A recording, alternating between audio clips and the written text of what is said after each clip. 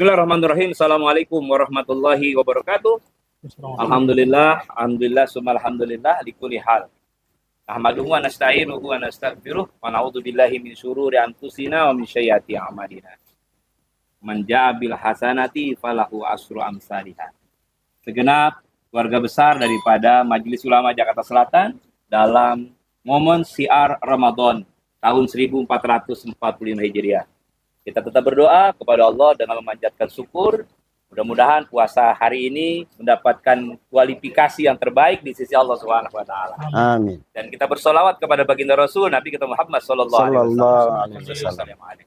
Dan pemirsa yang dimuliakan Allah, perbincangan kita pada sore hari ini sambil menunggu waktu berbuka puasa berkenaan dengan dua ulama kita yang masing-masing memang pelaku-pelaku atau penggiat-penggiat dakwah. Yang pertama, saudara kami Ustadz Kiai Haji Ahmad Darda MPD. Alhamdulillah sehat, Kiai? Alhamdulillah sehat. Beliau ini si matupang juga. Ya, siap terima panggilan. Siang selalu ada hal-hal yang lain selalu kontak dengan beliau. Mudah-mudahan beliau berada di bidang Infocom, juga mempunyai informasi tentang bagaimana menjaga kualitas Ramadan dengan baik. Yang kedua, akhirnya Ustadz Dr. Andes Haji Solihin WD. Sehat Ustadz? Alhamdulillah khair. Beliau adalah salah seorang dosen di perguruan tinggi yang ada di Jakarta. Dan beliau bagian dari pengurus Majelis Ulama Jakarta Selatan. Amin. Singkat saja, para pemirsa yang dimuliakan Allah, langsung saya ingin mendapatkan informasi. Dan untuk kita semua, kepada yang terhormat Ustadz Ahmad Darda, bagaimana ukhuwah itu, bagaimana proses perjalanan ibadah Ramadan dalam esensi informasi yang sekarang sedang terjadi.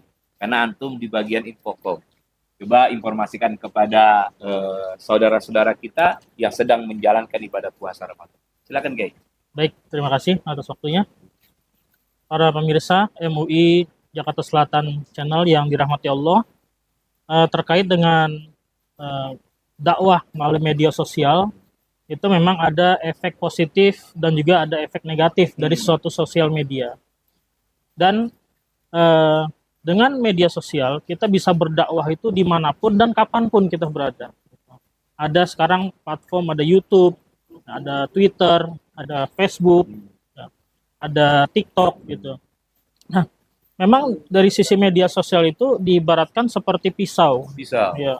Kalau pisau itu dipegang oleh seorang ustadz, maka dibuat nyembelih sapi, nyembelih Idul Adha. gitu. Tapi ketika pisau itu jatuh ke tangan penjahat, maka akan dibuat untuk mencuri, menodong, artinya berbuat hal-hal yang bersifat negatif. Artinya media sosial itu ibarat siapa yang ada behind the gun, siapa yang ada seorang yang megang itu. Man behind the gun. Behind the gun. Ketika dipegang oleh orang yang baik, maka medsos itu akan menjadi baik.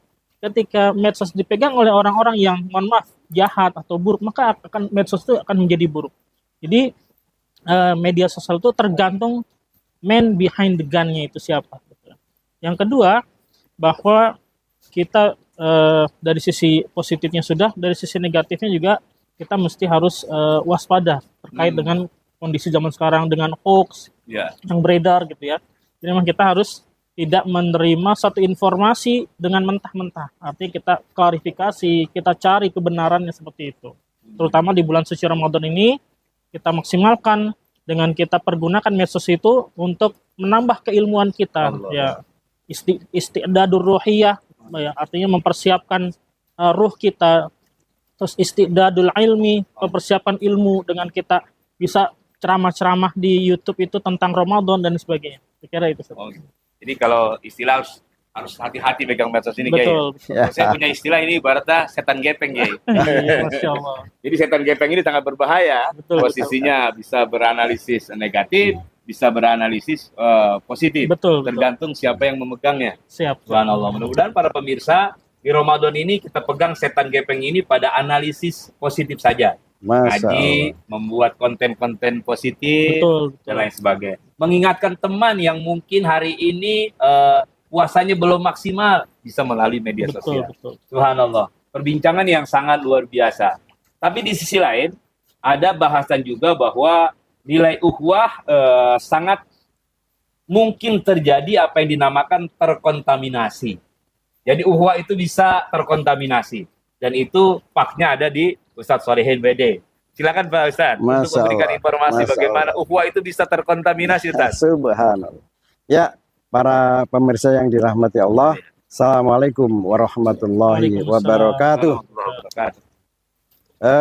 Barangkali kita paham betul kaitannya yang disampaikan dengan Ustadz Darda tadi, Ada. bahwa kaitannya dengan sistem informasi, justru kita melihat perkembangan yang sangat mencolok.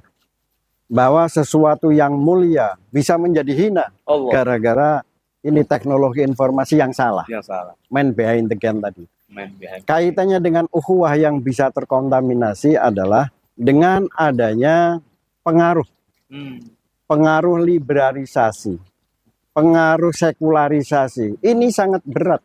Allah. Artinya apa? Kita melihat banyak orang yang ingin melihat berperilaku apa saja bisa. Dia bebas melakukan sesuatu, pokoknya tidak menjelekkan orang, tidak berbuat dosa. Apa saja dia. Ini berbahaya. Karena apa? Kita bisa melihat bahwa nilai-nilai fundamental bangsa ini punya sejarah yang panjang. Contoh misalnya, kaitannya dengan nilai ukhuwah, persaudaraan, kemanusiaan. Kita punya namanya sila kedua, Pancasila. Dasar falsafah negara kita. Kemanusiaan yang adil dan beradab. Dalam kaitannya dengan bulan suci Ramadan, di bulan yang suci ini, kita diharapkan sama-sama kita berbagi, bisa berbagi. Namun kita karena pengaruh liberalisasi dan sekularisasi, ada kalanya berbagi tapi dengan cara-cara yang tidak beradab. Masya Allah. Ini padahal rumusnya kemanusiaan yang adil dan beradab. Ini berbagi kan kemanusiaan, tapi tidak beradab. Nah, kita bisa melihat di akhir-akhir ini di medsos. Yang tadi kita lihat, mestinya kita ini berbagi kepada orang dengan cara yang beradab. Ya, bagi makanan, minuman, bagi sarung, bagi amplop yang beradab. Tapi bagaimana ada pimpinan misalnya ini berbagi dengan cara membuang dari kendaraannya, dari mobilnya. Masya Allah. Jadi seolah-olah manusia itu sudah tidak seperti manusia. Padahal intinya ini, kita ini harus bisa memanusiakan manusia secara lebih manusiawi. Tapi gimana Ustadz? Ini tidak memanusiakan manusia. Karena proses itu kayak ya? Iya, karena dan ini jujur saja ini karena pengaruh daripada liberalisasi dan sekularisasi. Nilai-nilai ukhuwah, ya, nilai-nilai akidah, nilai-nilai syariah akhirnya tidak dipakai. Mereka bebas saja. Pokoknya saya sudah memberi apa Jadi, yang dia. Itu yang termasuk bagian dari terkontaminasi. Ini mestinya tidak terjadi di era sekarang ini. Kita lihat di medsos pernah melihat bahwa di era zaman penjajah, dulu kaum kolonial itu kalau mau ngasih makanan sama rakyat kita, tetangga kita di kantor-kantor itu dibuang aja. Seolah-olah kayak binatang. Masya Allah. Kayak ngasih makanan udah kayak ayam aja. Nah, masa hari ini masih terjadi. Gini hari yang begitu masih terjadi. Masya Allah. Padahal kita sudah beragama, sudah berpancasila. Kok bisa terjadi? Ini yang berbahaya jika ini dilakukan oleh para pimpinan. Masya Allah.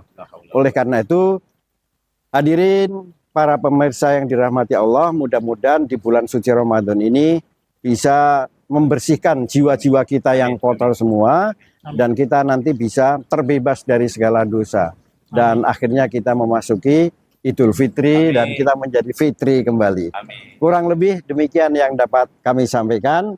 Ya, ada kurangnya mohon maaf yang sebesar-besarnya. Assalamualaikum warahmatullahi wabarakatuh. Waalaikumsalam warahmatullahi wabarakatuh. Luar biasa para pemirsa sekalian. Hati-hati dengan cara berbagi. Ya, kalau berbagi tidak dilalui dengan proses akhlak yang baik, maka menurut Ustaz Sholihin itu bagian dari terkontaminasinya proses yang kita lakukan. Jangan sampai kita berbagi itu di dalam bulan suci Ramadan, berbagi kita mengalami kerusakan. Iya. Mudah-mudahan tidak kita lakukan itu. Inilah yang dinamakan hikmah daripada pertemuan kita pada sore hari ini. Mudah-mudahan sedikit tapi singkat, tapi jelas apa yang disampaikan oleh dua narasumber kita. Dan ini tujuannya tidak lain adalah agar tercapai kesempurnaan ibadah Ramadan kita. Dan kita bisa menyelesaikan Ramadan ini dengan sebaik-baiknya. Amin. Allahumma. Amin ya Saya Allah. rasa itu pertemuan kita pada sore hari ini. Selamat menikmati waktu berbuka puasa. Mudah-mudahan Allah memberikan keberkahan dari apa yang kita nikmati dari suguhan keluarga kita. Terima Amin. kasih Ustaz Darda, ya. Terima kasih Ustaz Solihin Alhamdulillah. atas waktunya. Dan Alhamdulillah. juga saya ucapkan terima kasih tentunya kepada Bajis Basnats Jakarta Selatan yang merupakan bagian dari support terhadap kegiatan Majelis Ulama Jakarta Selatan. Sampai bertemu di waktu yang akan datang. Ihdinas syiratal mustaqim. Wallahul muwaffiq. Assalamualaikum warahmatullahi wabarakatuh. Waalaikumsalam warahmatullahi wabarakatuh.